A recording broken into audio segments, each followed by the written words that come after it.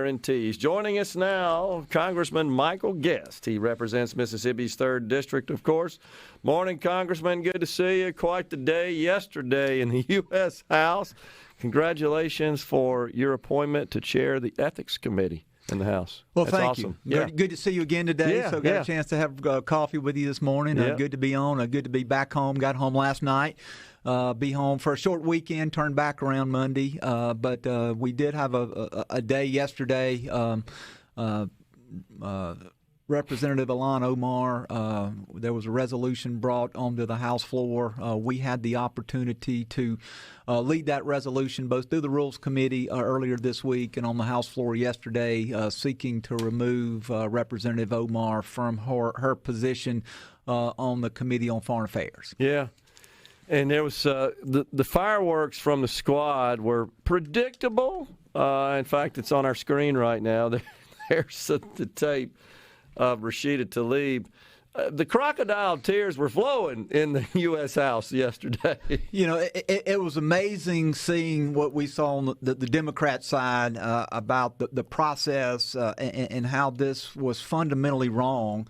But what Republicans did is Republicans followed the precedent set forth last Congress by Nancy Pelosi and the Democrats. The Democrats on not one but two occasions removed Republicans from their committee assignments. First Marjorie Taylor Greene and then Paul Gosar.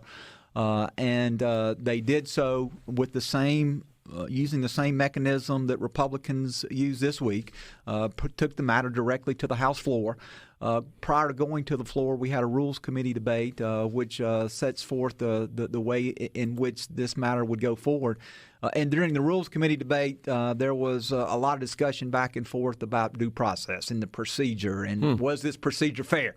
And I think everyone agreed that this is the procedure that the Democrats set forward. This is the procedure that we should follow. And then we saw a lot of emotion on the House floor yesterday as Democrats were arguing and as they were pleading that she should be able to remain on foreign affairs. How does that work, Congressman? Because we just, of course, reelected and reseated. We have a brand new Congress. She was on that committee in the prior Congress. So are you automatically on those committees when the new Congress starts? How does that work? No. Every Congress, each party sets forth their slate of committee members. That slate is first approved by the caucus, each caucus. So Republicans approve our slate, Democrats approve theirs. And then it has to go, and then unless there is a challenge, those members are automatically seated on those committees. And so as soon as it was announced that Ms. Omar would be seated on Foreign Affairs, Max Miller from the state of Ohio filed Resolution 76. And that resolution was very narrowly tailored, Gerard. I want to make sure your listeners understand. It's two pages. It's 2 pages. It says for 6 specific examples of anti-Semitic statements that Representative Omar made during her term as a member of Congress. And it also there listed that the remedy was not that she be kicked off every committee, and that's what happened to Marjorie Taylor Greene. That's what happened to Paul Gosar. They lost all their committee assignments. It was very narrowly tailored and said she should not sit on the Committee on Foreign Affairs. That this is a very prestigious committee. That this committee deals with things of national security. Also, that both our adversaries and our allies have to be dependent upon what those committee members are saying as we're talking about internationally sensitive incidents. And so Republicans thought that was a fair remedy for the statements that she had made. And so she will continue being Ms. Omar to serve on committees, just not the Committee on Foreign Affairs. Sure, which is a step up considerably from what the Pelosi-led Congress did to Marjorie Taylor Greene. That's right. And so when people say, "Well, this is just political tit for tat," that we're just doing this because this is what Democrats did previously. If Republicans had wanted to, Republicans could have voted to kick her off all of her committees in their entirety. And so I think this is a very different resolution than the resolution brought forth last Congress against Marjorie Taylor Greene, against Paul Gosar. And the interesting thing, and one of the things that we pointed out, is the resolution to kick Marjorie Taylor Greene off of her committees much more, much smaller. I'm holding it here in my hand, and it just says that she should be removed from her committee assignments in light of conduct she has exhibited. Didn't talk about that conduct, didn't talk about what those statements were, just saying because of conduct, and this was conduct prior to her becoming a member of Congress, Democrats used that to kick her off of her committee assignments. And so I think what Republicans did is night and day from what we saw Democrats do as Democrats sought to weaponize committee assignments last Congress.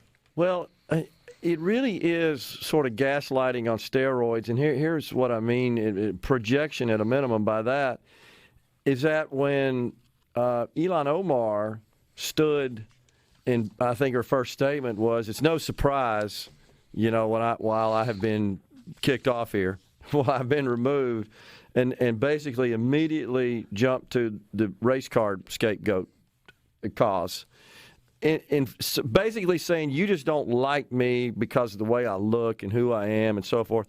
In fact, that's the precise reason why they did that to Marjorie Taylor Greene. There really wasn't any substance there. It was, we just don't like you more than anything else. That's right. And she really offered, no apology for the statements that she had made. And one of the things that's contained in this resolution that I thought was very telling is there is a statement in the resolution that was made at that time by Democratic Chairman Eliot Engel. He was the chairman of the Foreign Affairs Committee at the time many of these statements were made. And there was a period of 17 days in which she made, being Ilhan Omar, she made 3 anti-Semitic statements. And so after the third statement in that 2.5-week period, this is what Chairman Engel said. And again, remember, he is a Democrat chairman, so this is not a Republican making this statement. This is a Democrat. Okay. And he said it's unacceptable and deeply offensive to call into question the loyalty of fellow American citizens because of their political views, including support for the U.S.-Israel relationship. We all take the same oath.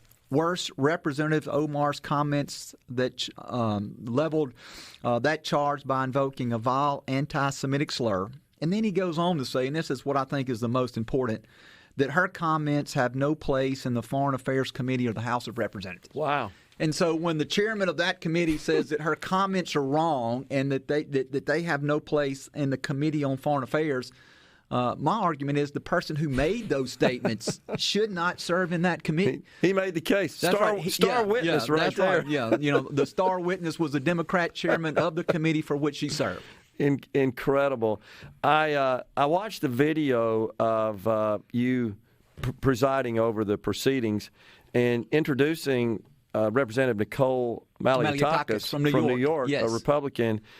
And what she offered, I thought, was some great, as we say in the business world, some great color. Yeah, because she serves on foreign affairs. Yeah, so she actually made some revelations about things she had witnessed in those committee meetings from Representative Omar that just kind of added to what had already been stated and what was included in the resolution. Yeah, and the 6 statements contained in the resolution are really just the tip of the iceberg. I mean, every statement that she made that is anti-Semitic in nature are really anti-American because, equating America and Israel with the Taliban, with Hamas, saying that on 9/11 that some people did something. I mean, that should be offensive to all Americans. And if she holds those views, which clearly she does because she's made those statements, again, I think it is a very easy argument to make that she has and should not serve on foreign affairs. She has no place serving on that committee with those views. And that's all the resolution says. That's exactly right. So in legal speak, it's a conflict of interest if you think about it. Most definitely. No, most definitely. And so particularly, if we view, and many of us do, that Israel is one of our closest allies, particularly in the Middle East. So as she's making these anti-Semitic statements, that harms that relationship that we have with one of our closest allies. And so if she wants to serve on education and labor, if they want to put her on science, space, and technology, energy and commerce, let her serve, but not on this particular committee. It's just unbelievable. Well, I thought Nicole did an excellent job. And again, she revealed some things I'm not sure the body knew until she stood up. And honestly, and it was recorded, of course, and so the whole world found out about it. We've got Congressman Michael Guest in the Element Well Studios. We got to talk about the debt ceiling and some of that a little bit. When we come back, studios, our guest is Congressman Michael Guest. He serves as the chair of the House Ethics Committee. And, of course, yesterday, the fireworks with the resolution adopted to remove Representative Ilhan Omar from the Foreign Affairs Committee. And just one more time, make the point, she is not prohibited through this resolution from serving on other committees, just not specifically this one. That's right. She can serve on any other committee in Congress. And so it's not as if she can't be an effective member of Congress. We got a lot more needs than just foreign affairs. That's why we have multiple committees. That's right. She can represent her district in any other number of committee assignments, and I know that she will get other committee assignments, and so she's not barred from being able to serve on committees. Again, very narrowly focused resolution. I think was based upon her conduct. I think this was the right mechanism to go forward. And I think the vote showed that. And so, again, Republicans followed the blueprint, followed the roadmap, if you will, that Nancy Pelosi established last Congress, and actually provided some additional protection there in the resolution, Gerard, allowing an appeals process. And so if Ms. Omar feels like that she was wrongly removed from her committee, she can file an appeal with the Ethics Committee, and then we can review the findings of the entire body. And so she does have that right to appeal, something that neither Marjorie Taylor Greene nor Paul Gosar had when they were removed from their committee assignments last Congress. I thought it was fitting that Representative Malliotakis was presiding to deliver the results of the vote. And I could hear the boos in the background when she was. Is that what was going on? I mean, I could hear some boos in the background. Well, as Democrats would get up and speak against the resolution, you would see cheering. You would see fist pumping. As Republicans would get up and speak, there was booing. So there was an unusual large number of members on the House floor yesterday afternoon. Generally, as most of these resolutions or most of these bills are being debated, you probably have a quarter of the members or less who were on the floor because there's committee assignments, other meetings. But there was quite a few members, particularly on the Democrat side, showing their support for Ms. Omar. But at the end of the day, the resolution passed, and she will no longer be a member of the House Foreign Affairs Committee. Speaking of resolutions, what about this resolution that condemns the horror of socialism, where 86 Democrats would not vote to support that notion? If there was ever anything that we should be able to pass with unanimous consent off the House floor, condemning socialism should be something that is a fairly easy lift. One of my favorite quotes about socialism was attributed to former President Ronald Reagan, where he said, socialism only works in two places: heaven where they don't need it, and hell where they already have it. And so I think that is a great quote as it relates to socialism. But we've seen socialist governments across the globe, and what has happened. Venezuela is a great example. They were one of the most prosperous countries in Central South America at one time. They adopted socialism, and we've seen that it's really turned into somewhat of a dictatorship there. And so I think we all should be very aware and on guard of socialism. Socialism is one of these things that in theory looks good. We're going to treat everybody equal. We're going to make sure that everyone is taken care of. But we see that it just doesn't work, that capitalism is the true driver of innovation, the true driver of increasing standards really across the globe. And we need to continue to be a world leader in democracy, continue to be a world leader in promoting capitalism. And we need to make sure that we're taking a firm stand against socialism. And socialism is just one step away removed from communism. And we've seen the horrors of both socialism and communist governments across this globe. And we cannot let our guard down. We hear so much outcry, Congressman, from the Democrats, from the left, about the need to teach history and to continue to dig up the stains of this country's past. Nobody discounts that. Nobody dismisses that we have had our growing pains, had to deal with that, grapple with that. We're way better off now for having managed through that. Well, what about the history of what made the country great, the positive side, which is our capitalistic system? Shouldn't we be teaching that as well? No doubt, and we need to be teaching young students that America is and has been the greatest nation on the face of the earth. You look at everything that we have done to promote freedom, to promote democracy across the globe. We're not teaching our students that. Right. In many of our universities, we're teaching students about the dark side of American history. And look, we don't need to cover that up. Sure. But the teaching needs to be fair and balanced. We need to say this is what America once was. We have overcome many of those discriminatory issues in our past, and look at the great things that we've done. Yeah. And we're not teaching that, and we're teaching instead many of our students to hate America as we exist today. Evil, wicked, and just bathed in racism and oppression and so forth. We never the wokeness, the political correctness that we feel like we have to have in many of our grade schools, but in particularly of our universities. Again, it is wokeness run amok, No doubt. we must take a firm stand, and we must make sure that. And I hope, and one thing I believe that Republicans are going to look at doing is that we're not, from a federal side, that we're not going to be funding these programs which are clearly anti-American in nature, especially in our military. That's right. That's right. Absolutely. So the debt ceiling debacle, we knew this was coming, and I know that. Then Representative, soon-to-be Speaker McCarthy, was encouraging the Senate to not pass the omnibus bill, which, of course, went down, I want to say the Friday before Christmas is when it got signed ultimately into law. That let's just wait, get the House seated, and let's take up the spending measure that we need to do to fund the government for the duration of the year. That didn't happen. But now we got this debt ceiling on our hands, and we've got Secretary of the Treasury Janet Yellen saying she's taking, quote, extraordinary measures to kind of extend it out and operate the government best we can without getting an extension and increase of the debt ceiling. We got McCarthy going over to visit with the president Wednesday, comes away, nothing definitive or specific. I did think he acted very deftly, Congressman, when he was asked by the media what happened, and they kept trying to get into the specifics, and he said, I'm not going to negotiate the debt ceiling with the press here right after the meeting. This is setting up to be quite the debate, I believe. It is, and and I agree. Speaker McCarthy's meeting with the president was just the first of many, and this is going to be something that we're going to be talking about. We're going to be debating for several months.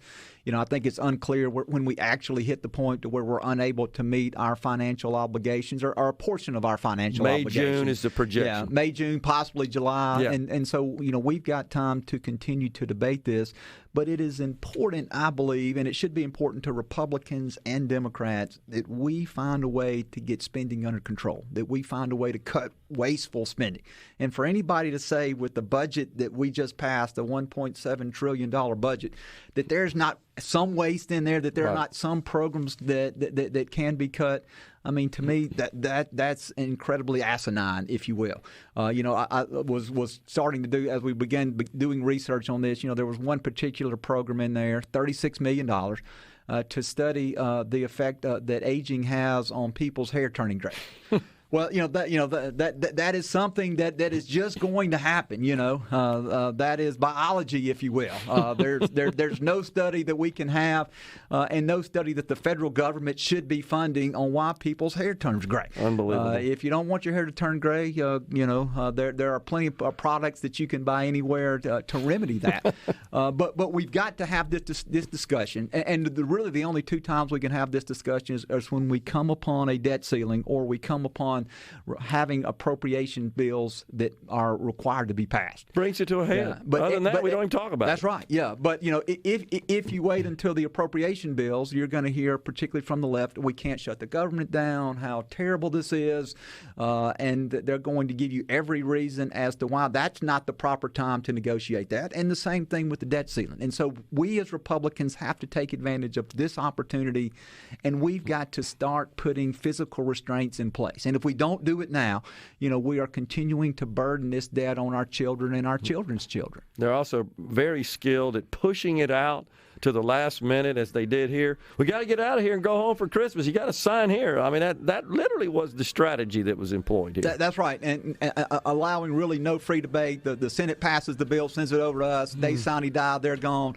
and we're left to vote it up and down. And of course, I'm proud to say that I did not support that measure because there was way too much spending in the $1.7 trillion spending bill. When we appreciate you holding the line on that, and so we look forward to the continued debate in the House. At least we got the House now, and we can stop all the craziness. At a minimum, we can do that.